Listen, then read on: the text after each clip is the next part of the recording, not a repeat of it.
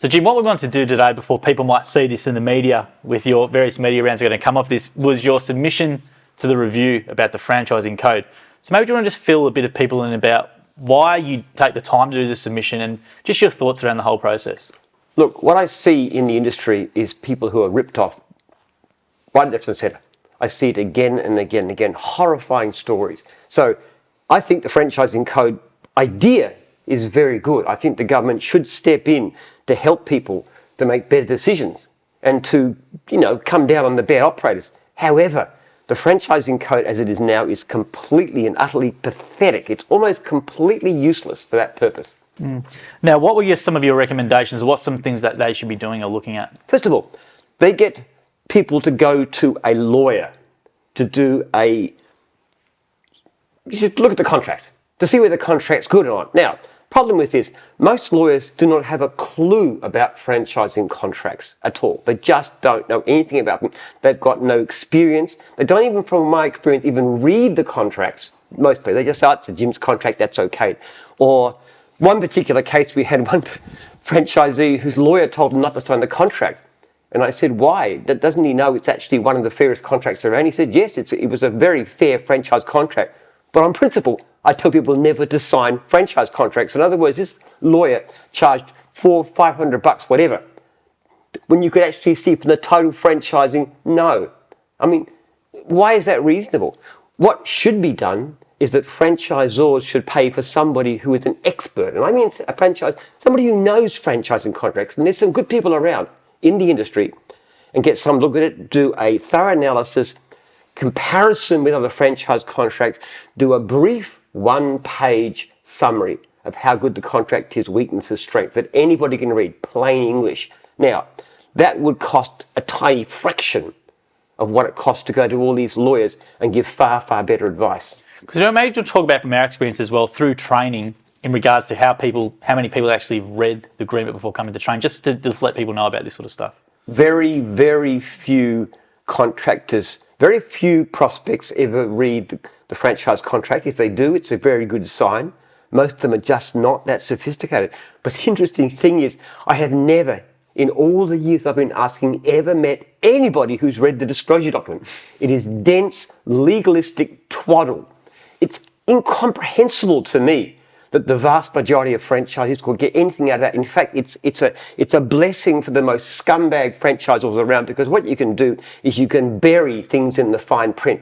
Hey, for example, that you must buy from the company, even if you've got to pay twice what you're paying from Coles. Bury it way down in the fine print, knowing nobody ever read it. Now, what then happens is the franchisee finds out these outrageous things later down the track of it. Then they say, it's in the disclosure document. So they've covered themselves legally. So for the rip-off franchisors, it's a wonderful deal. For franchisees, it's useless. Now, do you think, because obviously there's representations made by councils and stuff to the government about this stuff, and this is how this stuff comes about, because in the end what we know is that franchising, if you ask the general puncher on the street, is it positive or negative? I would say, due to a lot of stories that get run, it'd be a negative thing. So do you think the people within the industry are hurting how franchising is perceived? I don't know how these decisions get made. We have had multiple reviews in the past about the franchising code, and every one of them I've said the same thing. This is useless. There's better ways to do it. How they come to the decision they do, all I can say is that somehow they're very representative of the financial services industry and the legal industry. For them, for lawyers, for financial advisors, it's a gravy train. They produce nothing, they provide nothing, and they make a huge amount of money. So out of the code, what are some things that you'd like to see stay in it? Well, first of all, I don't think the code is entirely bad. There are some elements which are actually very good. One of them is a requirement to put every current and arguably past franchisees in the disclosure document. I thoroughly approve of that. I do know that some franchisors completely mess it up. I've seen one of those things with all the office number bounced every franchisee, but it's a good idea. I also think it's a good idea, the requirement to go to mediation. Most issues can be settled at mediation. We settle, we don't get many disputes, but virtually all of them get settled at mediation. I think in the whole history of Jim's Group, we've been to court twice. So there are some very good things in the code, but that's the end of it, fundamentally. The other thing is, there is a much more effective way of protecting people. And it's something that we've been doing for the past decade. It works really, really well. It's very, very powerful in pushing down bad behavior, in reinforcing good behavior.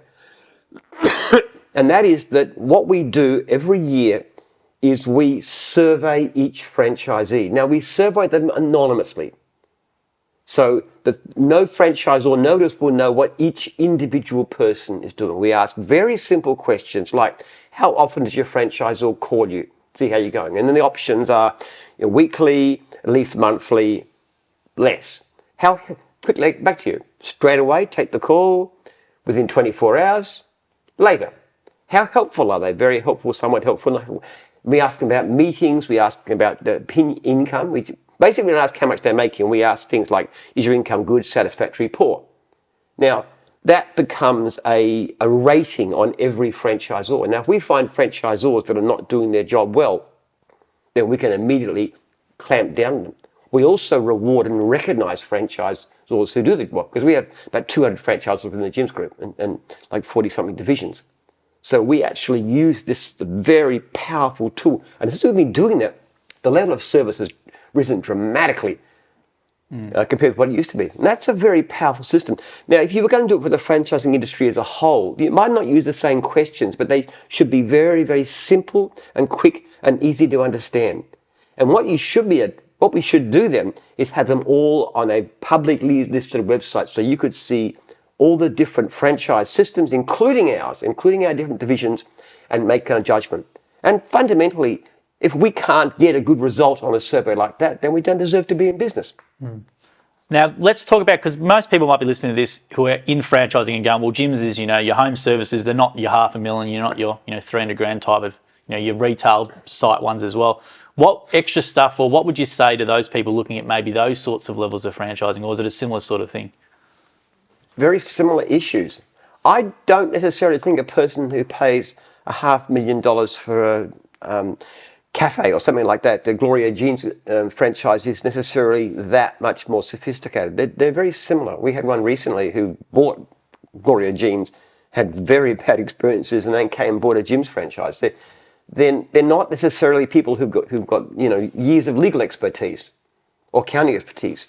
So I think they need to protect them just as much. Now, maybe a person who buys a McDonald's franchise, puts up $1 million, is slightly more sophisticated. But let's have a system that works for everybody, and not just that 5% hyper-educated elite. Well, what do you think is then stopping them from looking at trying things that are new? Because as I said, like straw poll of the general public, I'd say you get more negative about positive if someone just said franchising, and that's because of the multiple media stories that get run with the bad situations. They don't hear about the good stuff, unfortunately. So why do you think that they're still going down this path? Frankly, it beats me. I just cannot see how a system that is so grossly unfair to potential franchisees, which allows and even encourages bad behavior. Look, a person filing a franchise is horrifying. It really is. You see somebody puts up, our people put up like maybe typically $25,000, $30,000, but even that, and most of them do succeed, but even putting up that much money and failing is a very bad trauma. People enormously. Now, you put up $500,000 to buy another kind of franchise, and you fell in that. That's really, really bad. And the cases that were laid out some years back with the retail food group, some of those franchises like Brumbies and so forth, the stories are just horrifying. The amount of damage and hurt that it caused. Now, I don't know what people are thinking when they do this kind of stuff, when they do these codes, but they are not thinking of people like that, because nothing of what they've ever done has any relevance to stop people from doing bad things. Why should a franchisee be forced to sell a pizza at less than the cost of manufacture simply because the franchisor rips off money? Why should you be forced to pay double for supplies that you can get from Coles? This kind of garbage goes on all the time. Where's the franchising code? How does it protect anybody? Well, do you think these type of things they put into it are driven more by, let's say, private equity and, let's say, these type of people as opposed to I have no idea. Yeah. I don't understand why. We're a democracy. People vote. How on earth can a system that is so obviously aiding a few greedy, incompetent, Because they're incompetent, because they wreck the brands that they destroy with these things. Greedy capitalists, often multinationals, big companies. How can you possibly put the interests of that against tens of thousands of small businesses? And let's talk about real quickly about the people think that if you spend more money on a franchise, you're going to get more of a return or more of a net profit in the end. But we know from people who come through training, you mentioned the Gloria Jeans person who went to Scratch and Dent. I know people who are another larger franchise come to us and they tell us in terms of the profit. What about that sort of misconception as well? Well, look, people can buy what they want. Not everybody wants to buy a cleaning franchise, and you can make very good money. But I want to be a cleaner, don't want to be a gardener. That's fine. You want to be you want to run a cafe. Personally, I'm not sure it's the greatest financial investor, but some people do well at it. I'm not arguing with that.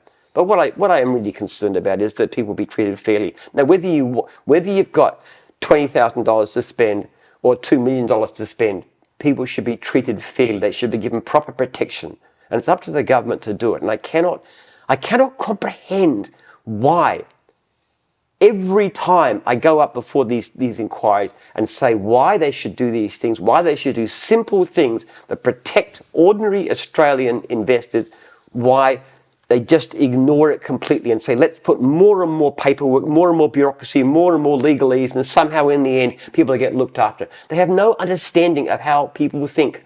And I know that. I know how people think because I speak to my phone number.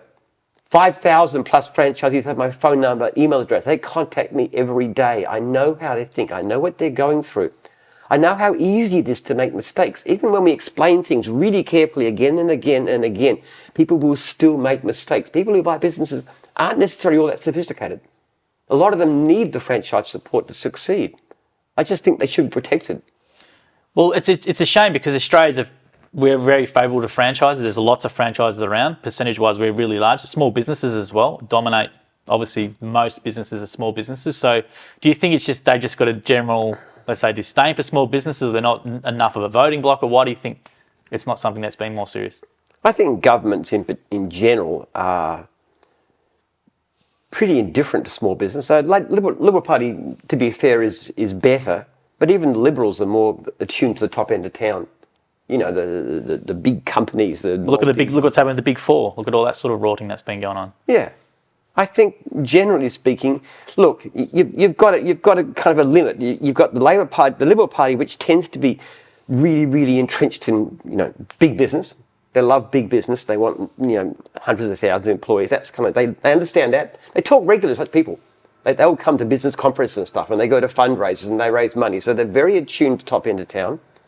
Labor Party basically, they understand that the unions, they understand that the inner urban elites, the lawyers and the public servants, that's their kind of constituency. And example of that is the contemptuous way that our Premier, Daniel Andrews, treated small businesses by sending independent businesses off the road for 2 months without any sort of health justification back during COVID.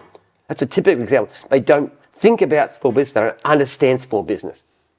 But there's hundreds of thousands of small businesses in Australia. It's about time that one or either of the parties actually set up and said, let's do something to help small business and protect them against these blood-sucking parasites, these big companies.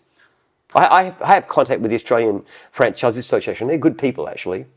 And they try and do good things, but they don't have much of a voice. They don't have much money. It's about time the government stepped in to protect people. And if I'm saying this, and I'm the biggest franchisor in the country, and this is fair, this is reasonable. Franchisors should pay for a legal opinion. It's not that much. Franchisors should pay to have their franchisees surveyed. It's not that much. It really isn't. We do it every year, and we've got 5,000 plus. Why can't they do it? Why can't you ring up people who've got other kinds of... Why can't you talk to them? Why can't you get their opinion and let everybody know? With someone who's watching this going, like the sound of it, and they want to actually get into franchising still, what's your best couple of bits of advice for them? Well, I'd say, first of all, do your research. The one decent thing about this code, fundamentally, from the point of view of buying a franchise, is it will give you a list of current franchisees. I would suggest if you don't get that list very quickly, and you shouldn't need to pay anything, no deposits, nothing. It should just be handed to you like that. And I know some franchisors ask for it. They shouldn't. It's outrageous that they do.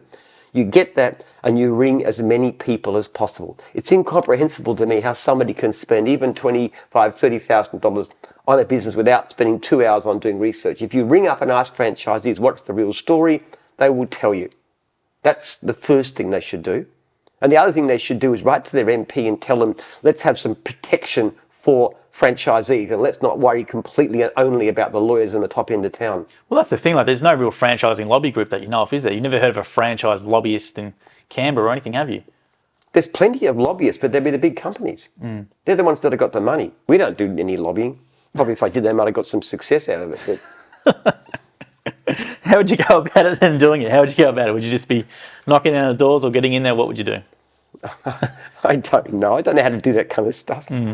I know it's a big business. They spend billions of dollars on, like you see these fundraisers, for example. And I have run some fundraisers for the Liberal Party in the past, because I get excited about certain issues and so forth. So, which is quite fun. You get to sit down with top people and ministers and so forth. But I never really tried to persuade them of anything. I probably should have. But that's what you do. Fundraising. Political parties need money, so they go along and you have this, $1,000 a plate dinner, and you get to hobnob with the minister, and then that's gives people influence. That kind of money should not interfere with democratic process. In fact, there's too much money in politics.